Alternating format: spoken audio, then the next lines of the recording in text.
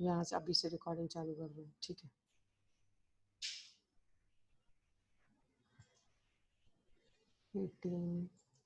Bold. चलो, so we were talking about, let's see this problem number 30, illustration 30. Mr. Sandeep has earned the following income during the previous year earning. छोड़ो previous year को, यहाँ पे हम लोग लिख लेते हैं Mr. Sandeep, name of the SSC Mr. Sandeep, ठीक है। उसके बाद हम लिख लेते हैं यहाँ पे करंट प्रीवियस ईयर,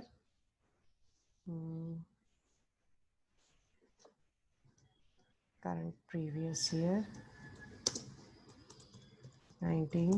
2020। उसके बाद असेसमेंट ईयर 2020, 2021 हो गया। चलो ये बेसिक काम तो हो गया। इसके बाद बनाएंगे प्रोफॉर्मा, सीरियल नंबर। अब यहाँ पे 3 कैटेगरीज नहीं पूछी हैं, 2 कैटेगरीज पूछी हैं।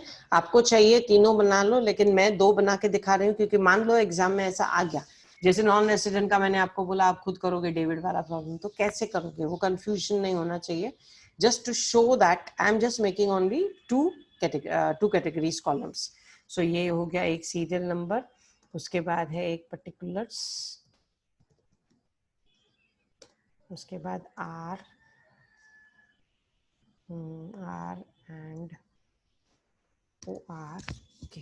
बाकी सेकेंड कौन सा बोला है, एन आर बोला है, सीधा सेकेंड कॉलम छोड़ के डायरेक्टली एन आर।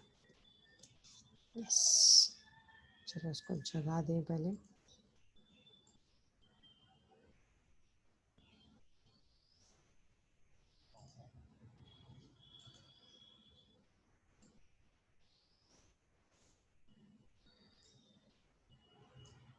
यस, चलो। So first category, third category, second हो गया मिस, सेकंड इसमें से निकाल दिया गया है क्योंकि नहीं पूछा है। Okay, let us see what is his professional fees received in India for 3 months। Professional fees received in India,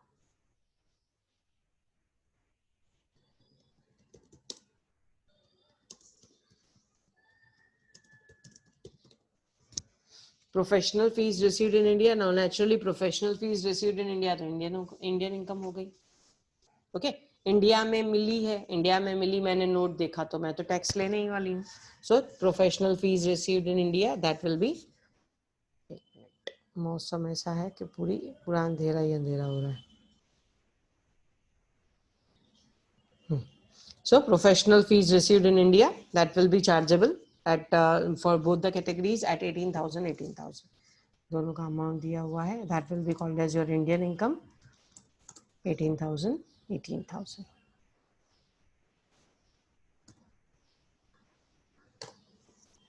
ठीक है, इंडियन इनकम है, दोनों के लिए चार्जेबल होगी, दोनों कैटेगरीज में। उसके बाद received in UK for services in India, Indian services का पैसा उसको यूके में मिला है। Received in UK for services in India, received in UK for services in India। Now my dear students, received in UK मिला कहीं भी, लेकिन सर्विसेज इंडिया की, सर्विसेज इंडिया की, इसका मतलब ये पैसा इंडिया का हो गया, ये इंडियन इनकम हो गया। ठीक है, अब इंडियन इनकम है तो naturally it will be taxable for both the categories. अगर आपको चाहिए आप ब्रैकेट में लिखते जाओ, Indian income, arising in India, accruing in India, वो वर्ड्स आप लिख सकते हो, रिसीव्ड इन इंडिया। ठीक है, सो ये क्योंकि कहीं भी मिला हो पर है इंडियन इनकम, इंडियन इनकम है तो इसके ऊपर टैक्स अपना डिडक्ट होगा ही होगा, दैट इज योर 16,000। आप बोलोगे कैसे टैक्स पे करेंगे, कटिंग होके ही जाएगा ना, इंडिया से जाने वाला है पैसा, नेचुरली गवर्नमेंट उसको कटिंग करके ही भेजेगी। ओके, जो भी पेमेंट्स आउट ऑफ द क्या बोलते हैं, out of the nation, outward जिसको आप बोलते हो, आउटवर्ड पेमेंट्स जो भी होते हैं, outward payments that are properly checked, monitored and then made, the payments are made by the banks। so ये सब चेक करके ही जाता है। ठीक है, उसके बाद next is Income from business in Australia controlled from India.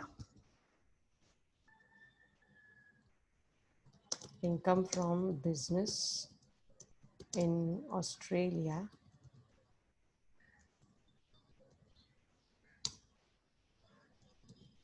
controlled from India. So India में कंट्रोल है, इंडिया में कंट्रोल है, बिजनेस ऑस्ट्रेलिया में है, इंडिया में कंट्रोल है, बिजनेस ऑस्ट्रेलिया में है। मुझे बताओ ये कौन से कैटेगरीज के लिए टैक्सेबल होता है? अगर आपको याद है तो फर्स्ट एंड सेकंड कैटेगरी, ठीक है। यहाँ पे हम सेकंड कैटेगरी तो कर ही नहीं रहे हैं, यहाँ हम फर्स्ट और थर्ड कैटेगरी कर रहे हैं। Okay, income from business in Australia, दिखाऊं तुम लोग को शीट 1 तो तुम लोग को याद आ जाएगा। ये रहा, ये देखो 7th पॉइंट मैंने शेड किया है, you can understand. Income received outside India for the business controlled from India. India, income received in Australia for the business controlled from India. So first category के लिए टैक्सेबल, सेकंड के लिए taxable, third के लिए non taxable. Okay, सो यहाँ पे भी first के लिए टैक्सेबल होगा, सेकंड के लिए टैक्सेबल होगा, सेकंड तो है ही नहीं, फिर थर्ड के लिए नॉन टैक्सेबल होगा। इसका मतलब ये amount given is 14,000 will be taxable for this, not taxable for this. Okay, I hope you understand it easily. First category के लिए टैक्सेबल, सेकंड के लिए, सेकंड तो हमने बनाया ही नहीं है इसलिए छोड़ दो, थर्ड के लिए नॉन टैक्सेबल, क्योंकि ये ऐसा इनकम है जो ऑस्ट्रेलिया में मिला है लेकिन बिजनेस का मेन कंट्रोल इंडिया में है। आप ऐसे नहीं बोलोगे ये इंडियन इनकम है। इंडियन इनकम मीन्स इंडिया का तो कोई लेना देना ही नहीं था उसमें, खाली इंडिया की हेड ऑफिस इंडिया में है, हेड ऑफिस इंडिया में है, कमाया ब्रांच ने ऑस्ट्रेलिया में, दिया ब्रांच ने ऑस्ट्रेलिया में, सिर्फ पहला और दूसरा फंसता है उसमें। ओके, सो फर्स्ट पे करेगा, सेकंड है नहीं, इसके लिए थर्ड को हमने डाल दिया सीधा नील। उसके बाद fourth is income from agriculture in Bangladesh.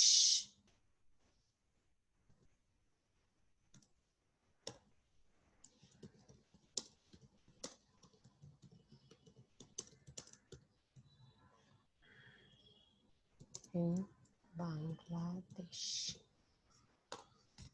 Income from agriculture in Bangladesh. अभी बांग्लादेश की इनकम है तो इसको आप क्या बोलोगे? Foreign income. ओके, बांग्लादेश में एग्रीकल्चर कर रहे हो, बांग्लादेश में आपको पैसा मिला है, फॉरेन इनकम। फॉरेन इनकम किसके लिए टैक्सेबल होती है? सिर्फ फर्स्ट कैटेगरी। यहाँ सेकंड भी होता तो सेकंड कैटेगरी के लिए टैक्स नहीं होती। ओके, एक काम करते हैं, हम समझने के लिए थोड़ी दूर पे सेकंड कैटेगरी बना लेते हैं। सेकंड कैटेगरी मेरी क्या है? R not O R. ठीक है, दूर बनाया मैंने क्योंकि ये प्रॉब्लम का पार्ट नहीं है, सिर्फ समझने का है। फर्स्ट वाला इंडियन इनकम था, सेकंड वाला इंडियन इनकम था, तीसरा वाला इंडियन इनकम नहीं था लेकिन बिजनेस कंट्रोल फ्रॉम इंडिया मतलब फर्स्ट कैटेगरी, सेकंड कैटेगरी के लिए टैक्सेबल था। अब यहाँ देखते हैं income from agriculture in Bangladesh. Bangladesh यानी कि फॉरेन का पैसा, फॉरेन का पैसा मतलब ये हो गया आपका किसके लिए taxable? 12,000 rupees only for first category. Second के लिए भी नहीं, थर्ड के लिए भी नहीं, थर्ड के लिए भी यहाँ पे मैं डाल देती हूँ। ओके, फर्स्ट के लिए भी नहीं, सेकंड, फर्स्ट के लिए होगा, सेकंड के लिए नहीं, थर्ड के लिए नहीं। बांग्लादेश में कमाया हुआ पैसा, फॉरेन का पैसा, फॉरेन का पैसा सिर्फ फर्स्ट कैटेगरी को taxable, not for second, not for third. Okay, उसके बाद fifth point, dividend received in UK from foreign company. Again same point आती है, dividend received in UK from foreign company. किसी फॉरेन कंपनी से dividend मिला, foreign income है। Okay, कितना amount है? 10,000 रुपए।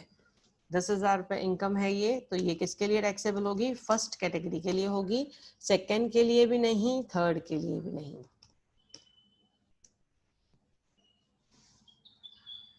ठीक है, फर्स्ट कैटेगरी के लिए होगी क्योंकि फॉरेन इनकम है, सेकंड के लिए भी नहीं, थर्ड के लिए भी नहीं, क्योंकि उसका इंडिया से कोई लेना देना ही नहीं है, कोई कंट्रोल नहीं, कोई रिसीव्ड नहीं, कोई अक्रूव्ड नहीं। ठीक है, उसके बाद sixth point, last point, amount brought in India out of past profits. Amount brought in India from past profits.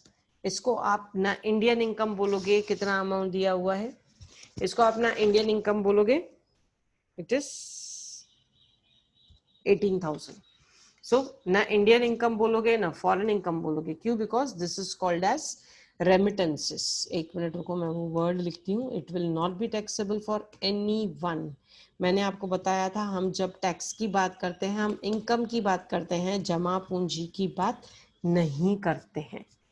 Okay जमा पूंजी की बात नहीं करते हैं. We are talking only about the income. So ये इनकम नहीं है. ये क्या है? यहाँ पे मैं वर्ड डाल रही हूँ. If you want you can write in the bracket. Just understand remittances. Remit करना, जमा करके लेके आना. कमाना अलग होता है, कमाई रोज की, हर महीने की, हर दिन की. लेकिन जमा पूंजी जो है, रेमिटेंस जो है, that is a different story. Okay वो रेमिटेंस आपका लीगल है, इलीगल है, रोज की कमाई है, एक की कमाई है, 10 की कमाई है, छोड़ो. That is not at all important. Income नहीं है, उसको टैक्स नहीं लगाएंगे हम. ठीक है. So remittances, amount brought in India from past profits, तीनों के लिए नॉन टैक्सेबल, वो जमा पूंजी है. Okay remittances. सो चलो टोटल कर लेते हैं. टोटल इज इसका टोटल कितना होता है? 30, 40, 50, 60, 70. चेक करना. 70,000, 34,000. इसका जरूरत नहीं है, लेकिन फिर भी एक अगर मैं करना चाहूं तो यस. कितना? 30, 40, 48. अगर मान लो मैंने अकाउंट बनाया एग्जाम में, तो this will be 48,000. So this is how, इसके सामने हम लिखेंगे taxable income. This is how you have to calculate as per the need of the problem. Okay 70,000 रुपए R&OR के लिए टैक्सेबल है. अगर मैं NR कैटेगरी में आती हूँ, यानी कि संदीप अगर NR कैटेगरी में आता है, तो 34,000 टैक्सेबल है. इनकम वही है. देखो नेचर ऑफ इनकम बिल्कुल वही है, लेकिन खाली आपकी कैटेगरी के हिसाब से आपको अलग अलग अमाउंट पे टैक्स लगता है. अगर आप फर्स्ट कैटेगरी में फिट हो जाते हो तो 70,000, सेकेंड कैटेगरी में फिक्स हो जाते हो तो 48,000 पे टैक्स, थर्ड कैटेगरी में फिक्स हो जाते हो तो 34,000 के ऊपर tax. So this way the amount differs. I hope it is very clear. ठीक है. आपके दो प्रॉब्लम्स हो गए. एनआर वाला प्रॉब्लम अब आप आराम से प्रैक्टिस कर सकते हो. मैं दो प्रॉब्लम्स और डालूंगी, एक लेक्चर और एक लेक्चर कल. मोस्टली जैसे ही ये एक लेक्चर कल हो गया, immediately we will shift the new topic, that is salary. हाँ मैडम, सेकंड का नाम क्या लिखा है आपने? सेकंड का एनआर कैसे कंफ्यूजन है? Who is this? Nikhil. Nikhil मैं अनम्यूट करती हूँ आपको. मेरे को पूछो आपको क्या कंफ्यूजन है. आपके डाउट में मुझे कंफ्यूजन है. Just raise your hand.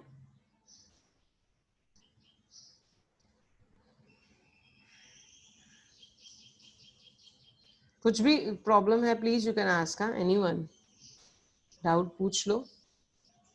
Nikhil Nikhil Nikhil.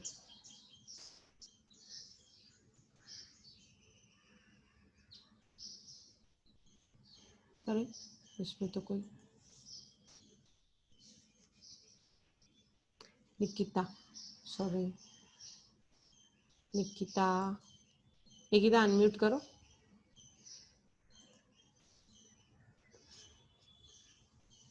Nikita unmute करो. आपका डाउट पूछो. यहाँ से मैंने आपको अनम्यूट किया है.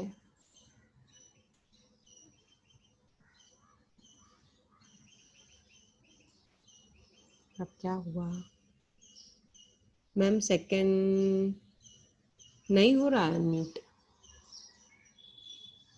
रुको.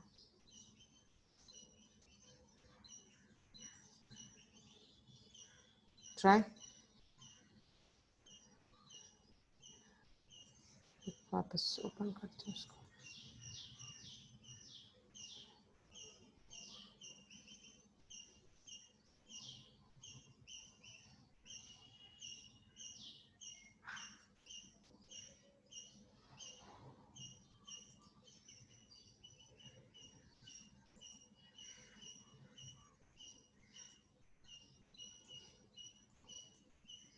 यस, अभी करो।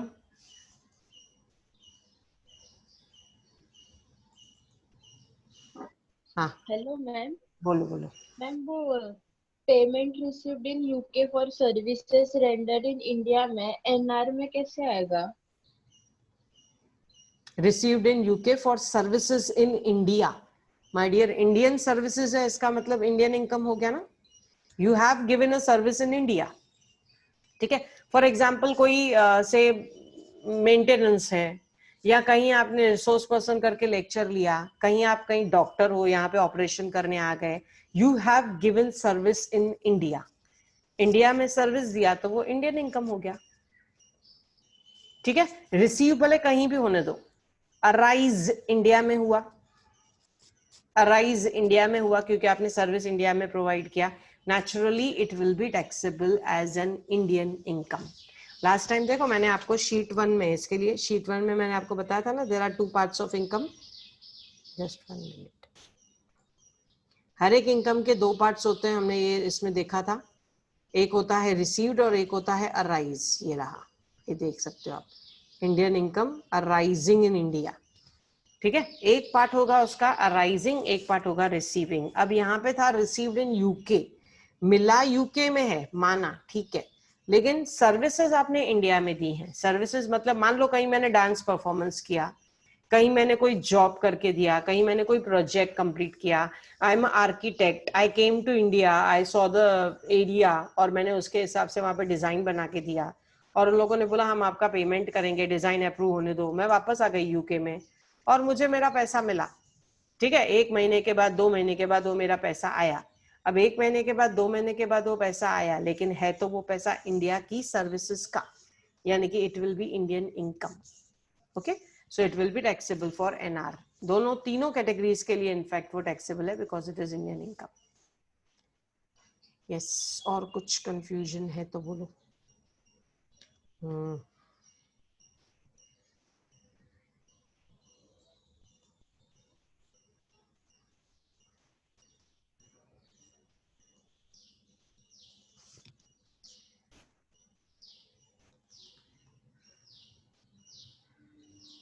चलो लाइट भी आ गई, जस्ट 1 मिनट, वो ऊपर ही हो गया। यस, हाँ,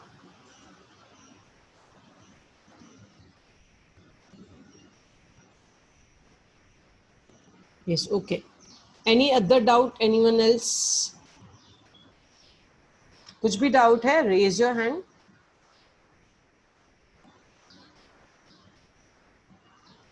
ओके, कोई डाउट नहीं रेज हो रहा है, ठीक है। So this means you have understood. इसको प्रॉपरली थोड़ा आराम से वापस आप रिवाइज करके देखोगे, आपको सब पॉइंट समझ में आएंगी। खाली इतना है कि इनकम को पहले बाइफरकेट करना सीखो, whether it is Indian income, whether it is foreign income. एक बार ये बाइफरकेशन हो गया, उसके बाद ये देखना कि उसका कंट्रोल किधर है। मान लो फॉरेन इनकम है, तो फॉरेन इनकम का कंट्रोल इंडिया में है क्या? अगर कंट्रोल इंडिया में है, जैसे थर्ड पॉइंट में दिया है, कंट्रोल इंडिया में है, तो 14,000 पहले के लिए, 14,000 दूसरे के लिए, तीसरे के लिए 0 विल बी टैक्सेबल, ठीक है। सो पहले देखो इंडियन इनकम है कि फॉरेन इनकम है, फिर फॉरेन इनकम है तो इंडिया में उसका कंट्रोल है क्या, या इंडिया में मिली है क्या, इंडिया में एक फैक्टर रिसीव्ड या अराइज हुआ है क्या, ये सब चीजें चेक करो, and then you can put up the bifurcate the incomes, ठीक है।